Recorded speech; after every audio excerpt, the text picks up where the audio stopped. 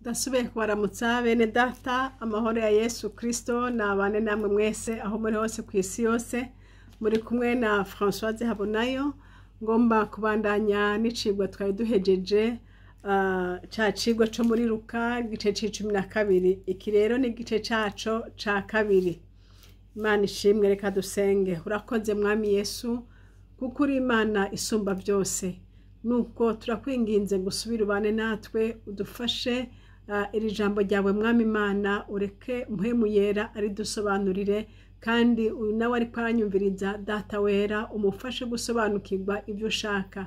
Urakoze mwami Imana, ico tutesheje agaciro n'ibikorwa byose bya Satani ashaka gukora agwanya ubutumwa bwiza. Mu izina rya Yesu ubushobozi bwa Satani busubize kuzimu mu izina rya Yesu, maze mpwemu yera urongore kino gikorwa uzobukoze, ni mu izina ryawe ryera Yesu bisabye, amen.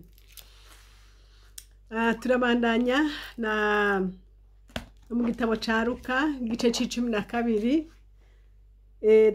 Twari twabonye muri video irenganye ingene ishengero ryinshi ryari ryakurikiye Yesu, hanyuma rero ngo bakamubanda cane bamukurikira bagomba kumwumva. Hanyuma ngo Yesu ngo acahindukirira abigishwa biwe ngo acababwira ati mwirinde uburyarya, mwirinde umwambiro w'abafarisayo ngo nibwo buryarya. Kandi yongera arababwira kandi ati bayigishwa banje umviriza ndababwire, mwirinde cane ntimugatinya abantu. Ati kuko abantu bashobora kwica umubiri ariko nta kindi bashaka kubakoza, ariko ati mutinye Imana ya yindi ishobora kwica imibiri yanyu kandi ikagira ko ikabajana no muri Gehenomu. Ubu rero tugira tubandanye turabi icyatumye Yesu ababwira ngo mwirinde. Bene data, iyo umuntu akubariye ngo ni wirinde, egome urashaka kuvuga utegome no bikora. Avuga ati ntutinye umuntu ariko utinye Imana. Ushaka kumwumvira umuntu ukareka gutinya umuntu, ariko cya kindi cagutinya cagutera kumutinya none yakigukirije ko ubundi dutinya abantu kubera yuko bashobora kutugirira nabi. None uwambariye ngo sintinya abantu, yampaye assurance yuko azontabara, azongirira neza nawe. Reka turabe ico Yesu yavuze aheje kubwira abigishwa biwe ati ntimugatinya abantu. Reka rero tubandanye hariya ku murongo wa 6 arababwira ati mbega utunyoni 5 ntitugugwa amakuta 2, ariko kamwe muri utwo ntikibagirwa imbere y'Imana. Haleluya. Aha rero ariko arababwira ati umviriza ndababwire, mwebwe muruta utunyoni, mwebwe muri abakunzi banje, ngo utunyoni 5 ngo ntitugugwa amakuta 2 gusa, ngo ariko kamwe muri utwo naho kuba ari kamwe gusa ngo ntikibagirwe imbere y'Imana. Haleluya. Yesu yariko arabaha akarorero gatonya kabereka yuko n'akantu gato cane Imana itakirengagiza. Hanyuma aca arababwira ku murongo w'7 ngo ariko ngo n'umushatsi wo ku mitwe yanyu, haleluya, ngo n'umushatsi wo ku mitwe yanyu waraharuwe. N'umushatsi mbanje kureka bya bibazo byawe ufise, mbanje kureka bya bindi wari kuratinya, kubera gutinya abantu bizanana no gutinya ibyo bashaka kugukorera. Ariko data avuze ngo umviriza, ngo n'umushatsi wanyu, umushatsi gabene data twiriko turamwa duterera hasi, umushatsi twiriko turakurako, ariko ngo data ngo n'umushatsi, agashatsi kamwe gusa ngo ntigashobora, ngo n'umushatsi wo ku mitwe yanyu wose waraharuwe. Imana ishimwe. Ntimutinye rero muruta utunyoni twinshi. Umve Yesu ngene yavuze, mwebwe muri abakunzi banje, mwebwe ntawe misa musana n'inyoni, mwebwe muraziruta cane, mwebwe muri ab'igiciro, mwebwe mwaremye mwe mwishusho yanje. Haleluya. Ti rero ntimutinye, ntimuhindire agashitsi umwana w'umuntu, ariko mutinye data wa twese, mutinye Imana. Aravuga ati kandi ntihagire ikintu na kimwe mutinya, kandi kubera yuko ibyanyu byose ndabifise mu ntoke zanje. None ibibazo umuntu avuga ngo n'umushatsi wanje waraharuwe. Mbega umuntu yaharuye umushatsi wanje yoreka kumenya ibintunga ku kwezi? Mbega yoreka kumenya ibizotunga abana banje ntakiriho? Yoreka kumenya babandi bose birigo barangirira nabi kungwanira? Yoreka kuntabara muri ya mitego yose Satani agenda antega? Yoreka umwami yoreka kugukiza za ngwara zose ziguhangayikishije? Imana ishimwe.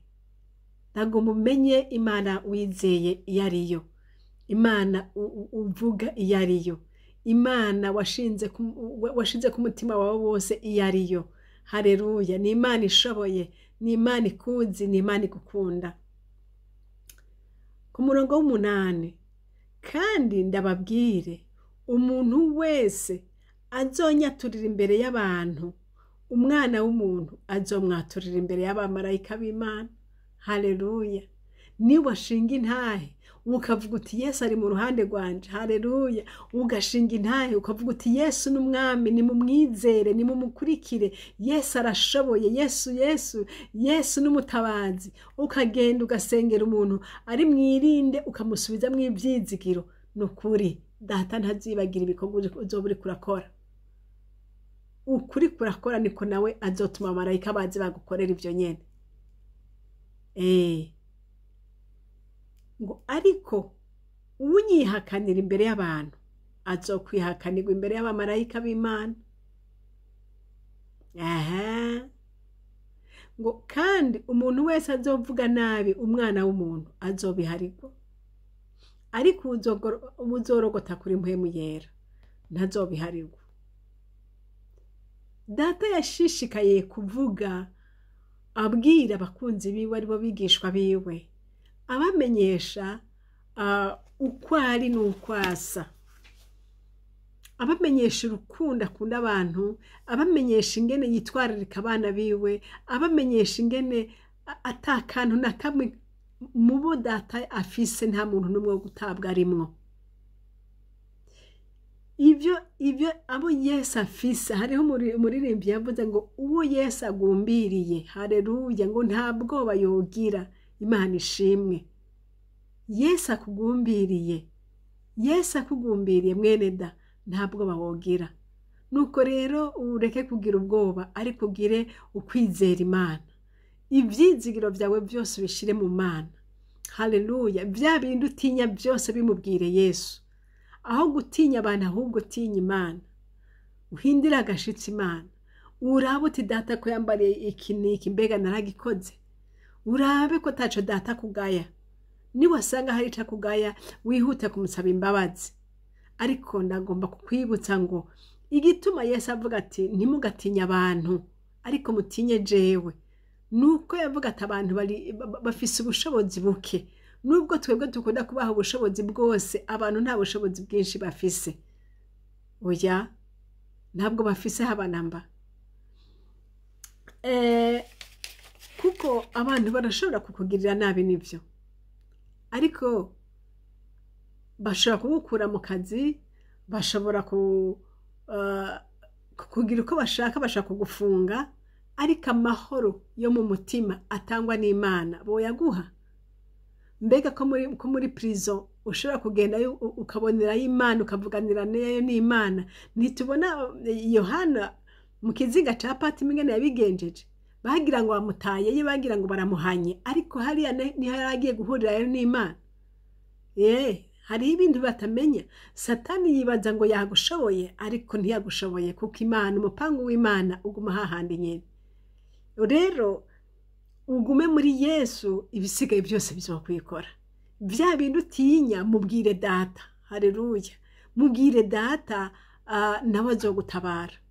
Ko Yesu yavuze ngo utunyoni 5 tugugwa amakuta 2 gusa, ngo ariko twe ngo nakamwe muri utwo rero ntashana kukibagira, akitayeho ngo ariko mwe muruta utunyoni tweho turabiruta cane. Ni ukuvuga ngo tweho turi abana b'Imana, tweho turi abakunzi b'Imana. Haleluya. None kuri umukunzi w'Imana wotinya iki? Ndetse n'umukunzi wawe wo mw'isi, fata umugenzi wawe wa mugenzi wawe.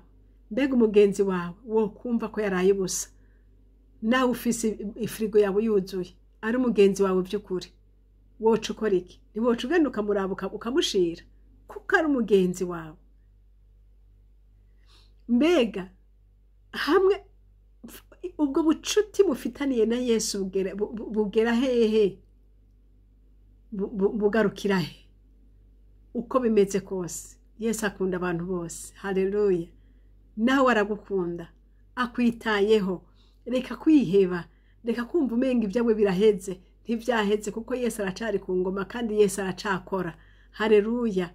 Yesu aravuze ati, uzonyaturira imbere y'abana b'abantu, nanje nzomwaturira imbere ya Data.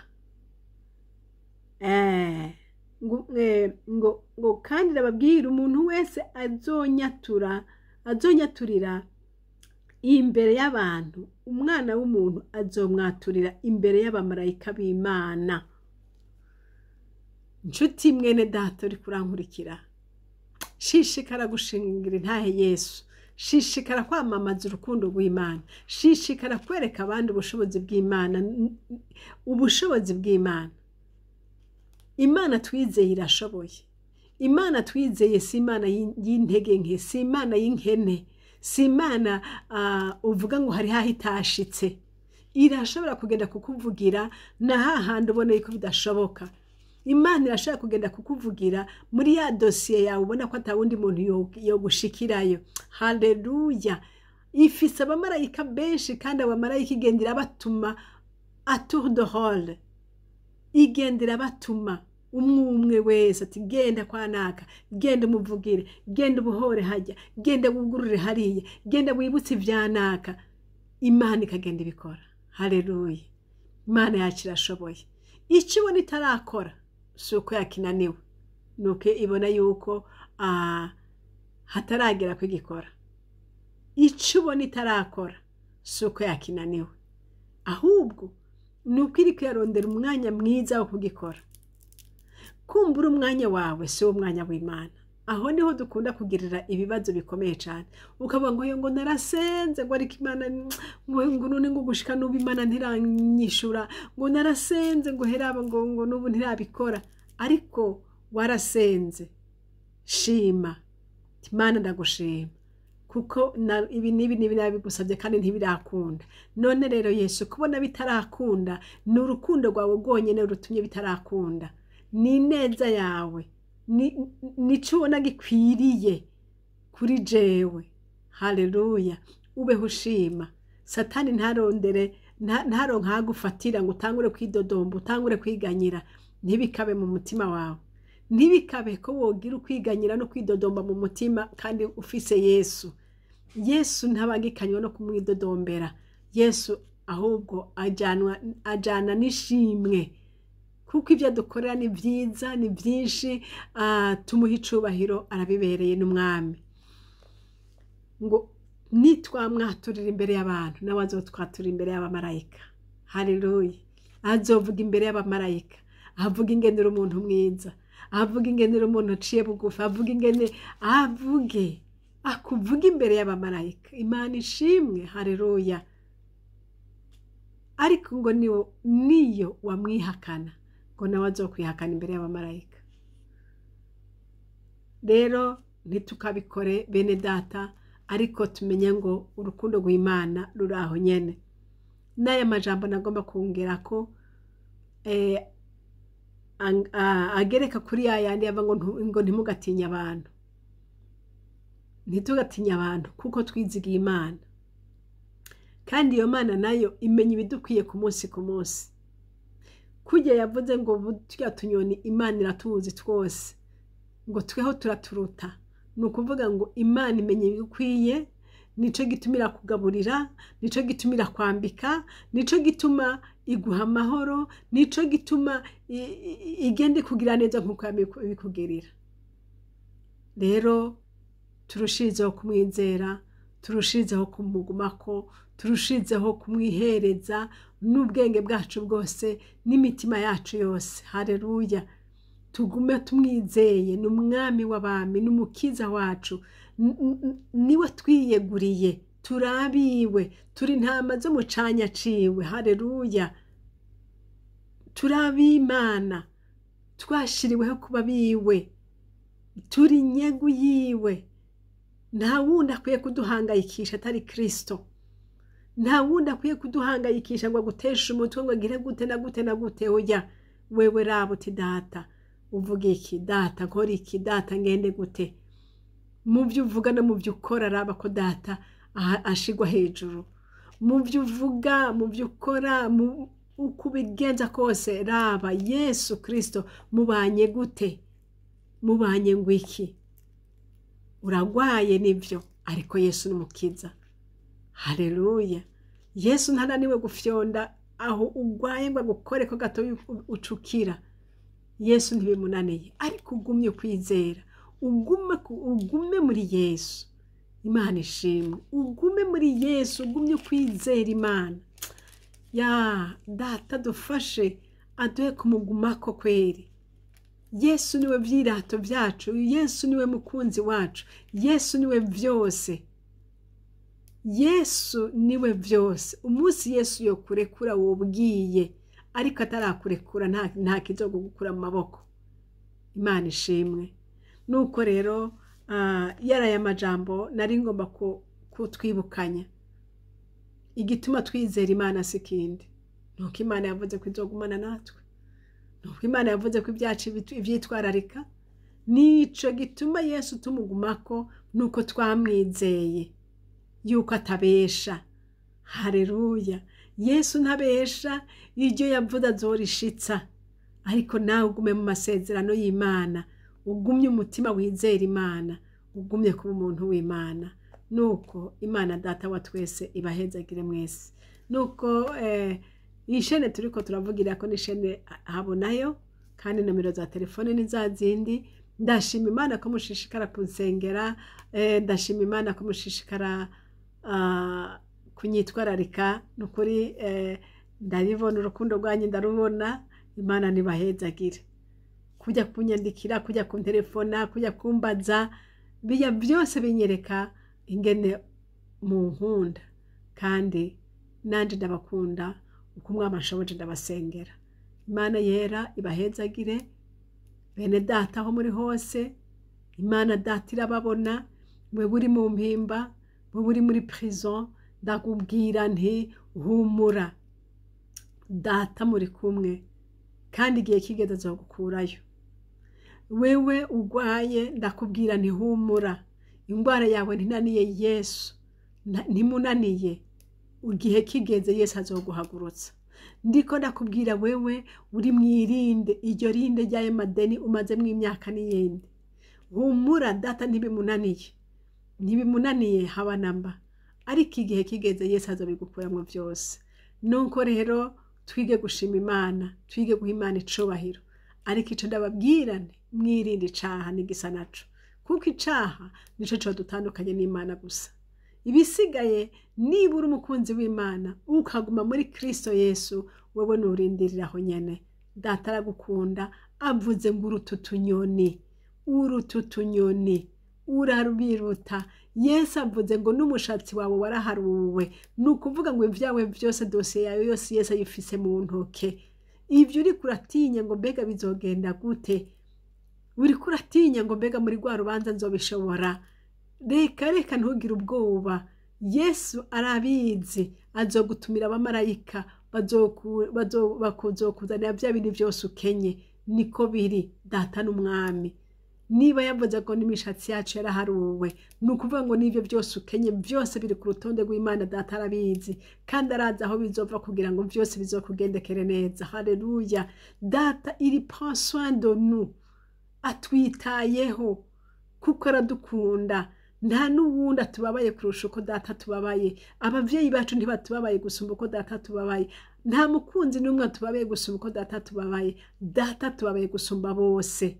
Nuko rero turushizeho kumwizera, no kumereza imitima yacu, kandi azokora n'ibiruta ibyo wibaza.